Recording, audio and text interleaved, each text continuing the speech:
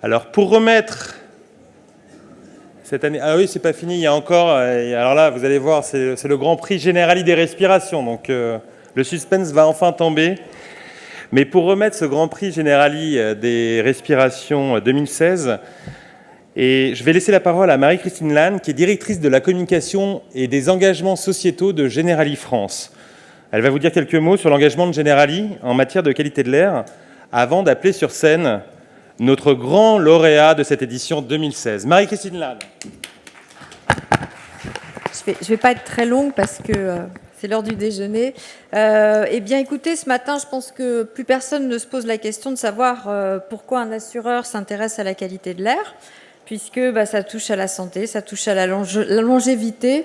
Et c'est pour ça que Generali, très curieusement, a été le premier assureur à se saisir du sujet en étant partenaire du Grand Ballon de Paris, que vous pouvez voir sur le quai André Citroën, avec une réplique ici. Voilà, c'est grâce à nos amis du CNRS, Jean-Baptiste Renard qui est ici, et le LOAC, le Light Optical Counter, enfin je ne sais plus exactement la traduction, mais qui compte les particules et qui a découvert, il y a de ça 3 ans, que eh bien, la pollution de l'air à Paris, un jour de forte pollution, ça correspond à, je crois, être enfermé avec 8 fumeurs. Et ça avait fait évidemment les gros titres des médias, puisque personne n'en était conscient jusqu'ici. Donc voilà, ça fait 3 ans qu'on accompagne le colloque Les Respirations, et on en est très content, puisque je pense que ça fait avancer le débat sur la santé et sur la prévention santé, qui est au cœur de notre métier de l'assurance, qui porte sur le long terme. Voilà. Et sans plus attendre, on va donc remettre le prix avec Thomas. Voilà. C'est quoi, c'est là? Non, c'est ça que j'aime bien, moi. C'est ça que t'aimes bien. Donc, magnifique trophée, éco-conçu. Alors, tu vas annoncer notre grand, oui, tout à fait. Voilà, donc le lauréat, eh bien, on a le plaisir de le remettre à l'Organisation mondiale de la santé, voilà, qui permet aujourd'hui que la chose soit connue de tous et faire avancer le débat et la science. Donc, on peut appeler Bravo à l'Organisation mondiale de la santé.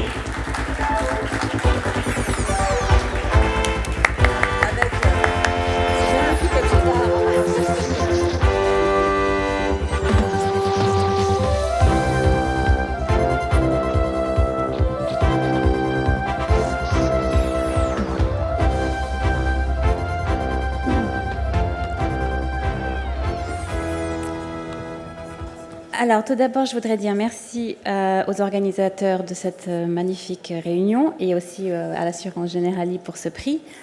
L'Organisation mondiale de la santé, comme tout le monde le sait, c'est une agence spécialisée des Nations Unies dont le mandat est de promouvoir la santé et le bien-être de toutes les populations du monde entier.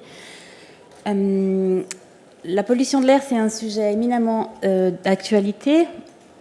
Aujourd'hui, le 15 novembre, se tient à Marrakech, à l'occasion de la COP22, une réunion ministérielle de la santé, de l'environnement et des changements climatiques, où les différents ministères de la santé et de l'environnement se réunissent pour essayer de mettre la santé au cœur des négociations sur les changements climatiques, car il y a énormément de synergie entre les changements climatiques et la pollution de l'air. Et on essaie justement d'utiliser le levier de la pollution de l'air pour faire avancer les discussions, et la pollution de l'air et de la santé, évidemment. L'OMS, depuis 2015, a un mandat pour travailler sur la pollution de l'air et agir face aux conséquences néfastes de la pollution de l'air. Cette année, au mois de mai, les 194 États membres de l'OMS ont voté une résolution, une feuille de route pour pouvoir agir contre la pollution de l'air. Et cela n'aurait pas été possible sans certaines personnes très motivées, bien sûr, à l'OMS, mais aussi des pays qui nous ont soutenus, notamment la France, et la Norvège, l'Allemagne, Monaco et d'autres pays encore qui ont vraiment porté ces motions. Je sais que vous avez tous faim, je vais faire très vite. J'ai quelques petits diapos. Donc pour commencer, pour avoir une espèce de vision globale, l'OMS, depuis 2011, collecte des données, compile des données de tous les pays sur les mesures au sol des particules fines, des valeurs annuelles des particules fines. Nous avons pour l'instant 3000 villes. Nous avons réussi à compiler des données pour 3000 villes. En 2011, c'était 1100 villes seulement. Donc là, il y a une énorme une augmentation du nombre de mesures, ce qui est une bonne nouvelle. La plupart de ces mesures sont faites, comme vous pouvez le voir sur la carte, principalement dans les pays à haut revenu, mais les pays à bas et faibles revenus également sont en train de compiler de plus en plus de données, donc ça c'est la très bonne nouvelle. La moins bonne nouvelle, effectivement, c'est que la pollution de l'air ces dernières années a empiré et qu'il y a beaucoup de travail à faire. Grâce à ces données de collecte, l'OMS a publié au mois de septembre une carte interactive avec des valeurs annuelles de l'exposition aux particules fines pour le monde entier. Donc les zones en rouge, ce sont les zones les plus touchées. Sans surprise, ce sont l'Afrique, le Moyen-Orient et l'Asie qui sont les plus touchés. À noter que dans ces valeurs, la pollution qui provient des sources naturelles telles que le désert ou les sels minéraux est aussi incluse. C'est pour ça qu'il y a des zones très très polluées, même s'il n'y a pas d'activité humaine. La conséquence de cette exposition, ce sont 3 millions de décès par année, pas seulement en zone urbaine, mais également en zone rurale.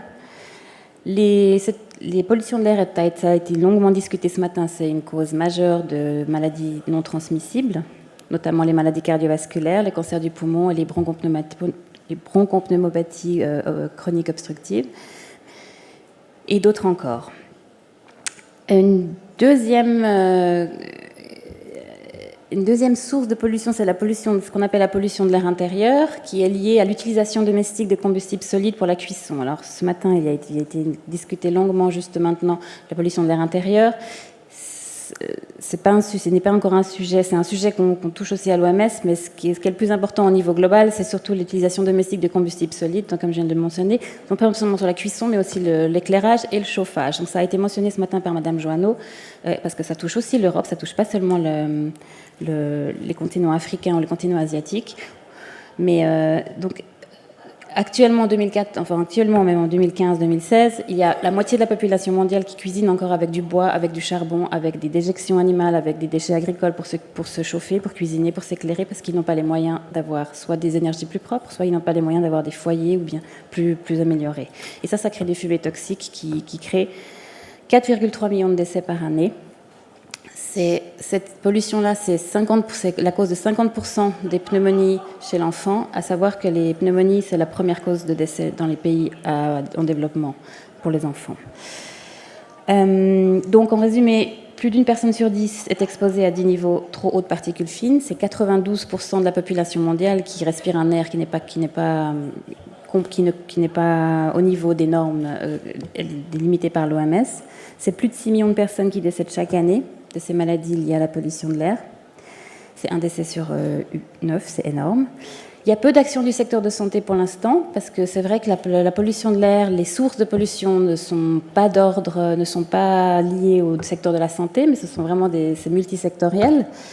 Donc jusqu'à maintenant, il n'y a pas de stratégie pour la pollution de l'air comme il y a des stratégies pour le tabac, comme il y a des stratégies pour l'obésité ou comme il y a des stratégies pour l'activité physique. Donc l'idée, c'est vraiment de commencer à s'attaquer à ce problème-là. Les coûts sanitaires liés aux maladies non transmissibles sont énormes. Cela a aussi été mentionné ce matin, donc c'est aussi un sujet dont il faut tenir compte. Il y a un sentiment d'urgence, un enjeu politique et une demande d'action. Et jusqu'à présent, la pollution de l'air était plutôt un problème environnemental, mais maintenant c'est devenu une urgence de santé publique.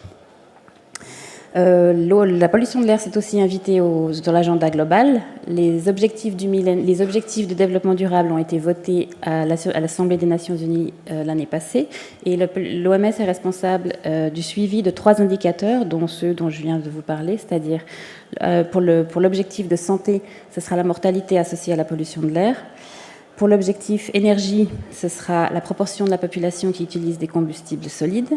Et l'objectif 11, qui est les villes saines et durables, ce sera la concentration annuelle urbaine des particules fines. Donc ça, ce sont des indicateurs que les pays vont devoir suivre, vont devoir mettre en place pour qu'on puisse faire un suivi.